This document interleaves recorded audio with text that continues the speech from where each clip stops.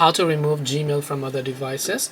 Hey everyone, welcome back to the channel. In this video I'm going to guide you on how you can remove your Gmail from other devices, so make sure to watch the video till the end.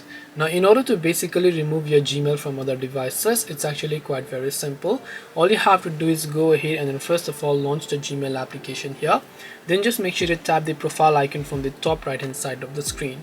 And after you have done that, what you want to do is simply go to the option called manage your Google account. Because your Gmail account is your Google account, you have to remove your Google from those devices. Once you come to this page, you want to simply navigate to the tab known as security.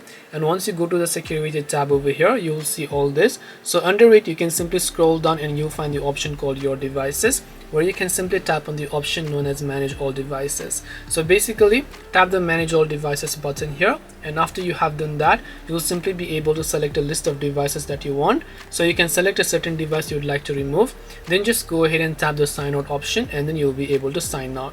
This way you should be able to go ahead and then basically remove your Gmail from other devices. Hope this video was helpful. If you have got any more questions, feel free to also leave them down below. Thank you for watching till the end of this tutorial, and see you soon in our next video.